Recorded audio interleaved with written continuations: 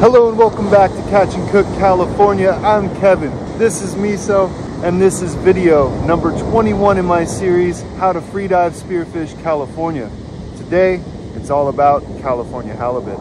Let's go. Halibut are in close to shore right now. This is my buddy Austin with one of his very first California halibut. He got 2 this day. Halibut are bottom dwellers. They typically reside over sand or sand patches among boulders or cobbles. On this particular dive, I was targeting rock crab to start. I had a few friends that had requested rock crab, and since Dungeness like these are not actually in season right now, it was up to me to find whatever rock crab I could. So I wanted to start out by dropping down and seeing if I could find any in the rocks, and that's when I spooked that halibut. So now I'm on a mission. I know there's halibut out here. That's what I'm going to go for, but first I have to make bait and try to find some rock crab. So I line up on these black perch, and I'm not going to take this shot immediately because I'm also scanning the sand underneath me to make sure I'm not going to spook a halibut. Finally, I get my shot and bring in a perch. This is going to be bait for my rock crab. So first things first, I need to bring this fish in, and I need to dispatch it by putting a knife through the brain so that I know it is dead and no longer suffering. Then I'll cut open its gut cavity and remove the spear, and then I'm going to string this onto a line. That line I'm then going to tie to my float at the surface using a bowline knot, and on the other end I'll tie an overhand knot to a lead weight, and that way I can send this fish down to the bottom where it will stay secure and therefore hopefully bring in some rock crab while I'm hunting halibut. This is my buddy Lee who was joining me today, and while I was messing around with rock crab and perch, he was off securing the very first legal halibut of the day. You can see it in his yellow mesh bag right here. Nice shooting, Lee. So at this point, I'm like, okay, I have been procrastinating way too long. Time to hit the bottom, start looking for sand. So the first drop here, I'm just cruising along in these cobbles looking for a sand patch. Now there's all kinds of life on this reef. So here's a Dungeness crab just hanging out down there in the cobbles. Remember, they're not in season, so we're not going for them. But as I'm cruising through here, I'm looking over the cobbles, hoping to find a sand patch, and instead, I see something I really wasn't expecting to see. We're going to play a little game here called Do You See the Halibut? Do you see the halibut? How about now? How about now? I can tell he's not legal, so I'm just going to measure him and let him go. How awesome is that fish? Hang on, instant replay. Look at him, totally blended in down there, and he's not even covered in sand, which they normally do. He's just hanging out, but look at that camouflage, the way they swim. I mean, such a cool fish. Anyway, at this point, I've spooked one. I could have shot that one, but of course he was undersized, so of course I'm not taking that shot. But time to hit the surface, breathe up, reevaluate, swim forward a little bit, and drop back down to try and find some more sand.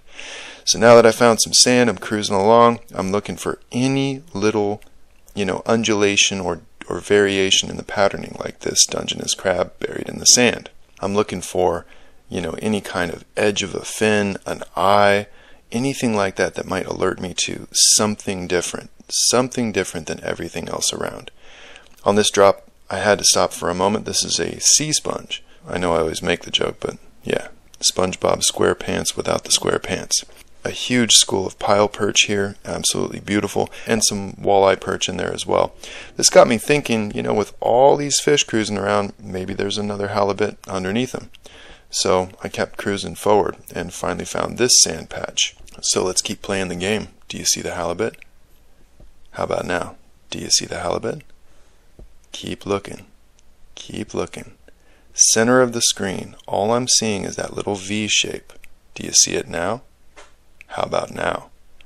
That is how cryptic these fish are. Now this one's small, definitely not legal, but as I turn I start to look out and whoa, there is the edge of a big halibut head. I see his tail. I'm now lining up on his head and I shoot and he swims up the spear. Now often I'll let these guys just run, but since he spooked that other fish and he's going crazy and I realize this shot is actually not an ideal shot and now he's up the shaft and he's on the line, I decide I'm just going to grab this guy because he's starting to tear a pretty big hole and I don't want him tearing out. I don't know if you noticed there, but he actually wrapped my float line around my ankle there for a second too. And that's something you definitely want to be aware of with this fish. They will wrap you up and swim down. So now it's time to brain this fish, and the brain of a halibut is not really where you'd expect. As I stab in here, I'm pretty much going where I think it is, but really, to find the brain, you want to go to that right eye, the eye that's on the edge of the fish, and then line up a 90-degree angle with the edge of the gill plate there. Needless to say, I had to bop this guy in the head with my scallop bar afterwards to make sure that he was dead once I put him on my float. But you can see me measuring here, about 24 inches, a really nice fish, just over the legal size there, but very clearly legal. So here I am just untangling all of my shooting line, getting him off the line and putting him on my float. And then back down to the sand. Well, I hope you're enjoying the game of Find the Halibut as much as I am. So, do you see the halibut? How about now? This one's not quite as buried, but still blends in very, very well. So I'm going to give him a measure. He's right on the border. It would have been an easy shot, but again, I don't like to shoot them when they're too close. As is, I shot a 24-incher. Minimum size is 22. That's even a little close for my comfort. So at this point, I'm looking for bigger fish. And then I see exactly the fish I'm looking for. It's kind of a tough thing because often you're only going to see maybe the mouth and maybe the tip of the tail of the fin, and it takes a little while to evaluate, is that a legal size fish before you get your shot. This is a good shot. Instant replay here. I want to show you this because I'm lined up so that when I shoot the fish, it's going to swim up the shaft towards me. I don't want to shoot at the fish from behind it. Now when I get a hold of this, I'm pretty paranoid because if you see that, the flopper on the shaft is not opened. So one of the first things I'm going to do is force that flopper open, and then that way I can pin the fish between the flopper and my hand if I need to. In this case, I've got a really good grip on it in the actual gills of the fish. And remember, keep your fingers away from their mouths. Halibut have super sharp teeth. They can take your finger off. So heads up. As I measure this one out, looks like it's right about 26 and a half. Nice legal fish. Now at this point I've got my limit, which is 2 fish. I don't typically take limits of most anything, but halibut are a seasonal delicacy, and when I see them it's very rare, so in this case I'm going to take my limit. But that means that the rest of the dive is just hanging out, looking at cool fish, and hopefully getting some cool footage to show you. Do you see that halibut? Bye bye, buddy. What a beautiful fish. This is one of my favorite shots of the entire day. This is what halibut really look like when they're really in their element. This guy's completely buried over with gravel. You can barely see any of him, and he's got grass in front of him. If you look really closely, you can see his gill plate, you can see his mouth, and watch when I measure up with the gun here just to show you how long he is. Look at the tip of his tail down there. That's the kind of detail that we're looking for when you see the mouth and tip of the tail. That's how you can judge how big that fish is. Now in this particular case, he doesn't blast out of the sand, which I was very surprised about, but you know, sometimes they're not super wary, sometimes they're just waiting and hunting.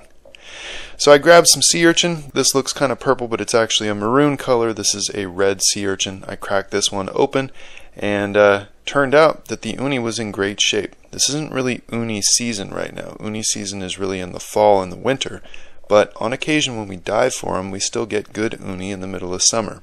I'm going to bring these home for Diane, and then I'm going to head on over and start looking for rock crab.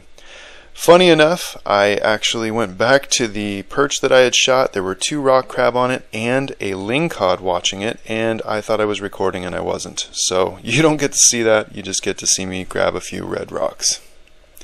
All in all, an awesome catch. I'm going to cook those red rock crabs up for a friend. We ate the uni that night. Such incredible abundance, and honestly, just what a great dive. Both Lee and I agreed this was probably one of the best dives we've had in like 5 years. Amazing, amazing experience. Careful on those teeth. Got me pretty good. You can take your finger off. Now when it comes to filleting a halibut, it could not be more user-friendly. I just run my blade straight down the lateral line, then I make a cut right behind the gill plate, and then you just basically peel out from the center.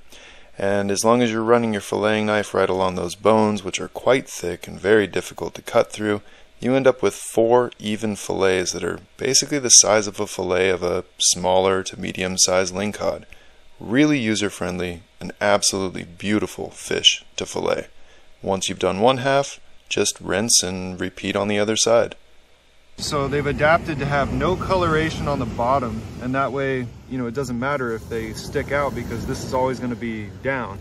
Their eyes migrate to the other side of their head during their life, and then they evolve to have camouflage only on this side. That way the animal doesn't have to expend any energy developing that camouflage pigmentation on this side, and only needs to put energy into this side. You can see right through it. Not too much meat missed.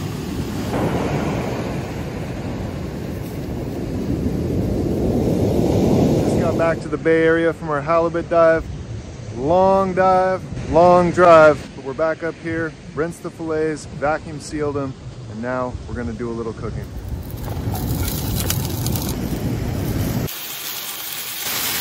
Thank you.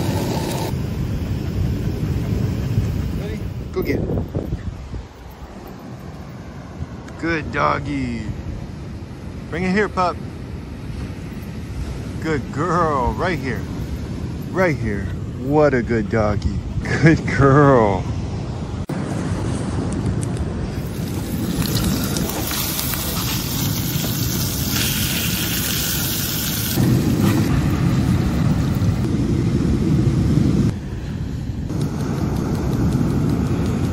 None for you, little doggy. We'll give you a bite later on. Thanks for cooking. Hopefully it's okay. Oh, it's gonna be great. Halibut is not an easy one to cook. Very, very prone to overcooking, but this is beautifully flaky, super juicy still. It looks incredible. I'm gonna get a little bit of that green onion on there. I was telling Diane, I'm like, 1 more minute. She's like, no, it's ready. I'm like, no, 1 more minute. She was right.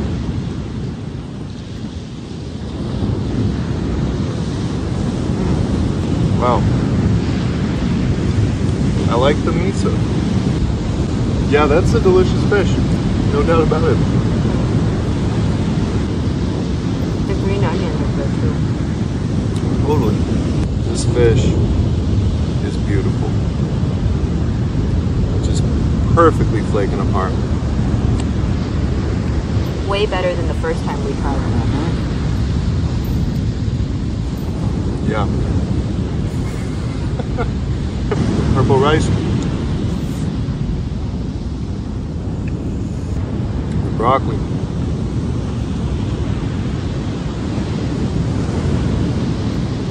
I've taken the seasoning off. You want a piece? What do you think? I would say that that was an astounding yes. Simple, beautiful, delicious.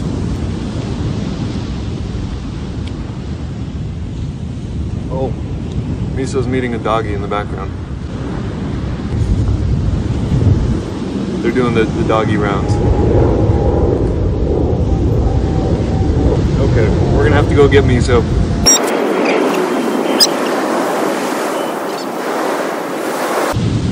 All right, we gotta go catch the dog. Thank you so much for watching. I hope you enjoyed this episode. I hope you learned something about freedive spearfishing for California halibut. We're gonna polish these off. We'll see you next time. And until next time, keep the old ways alive. Right on. Hacking in the background. Hacking up sand.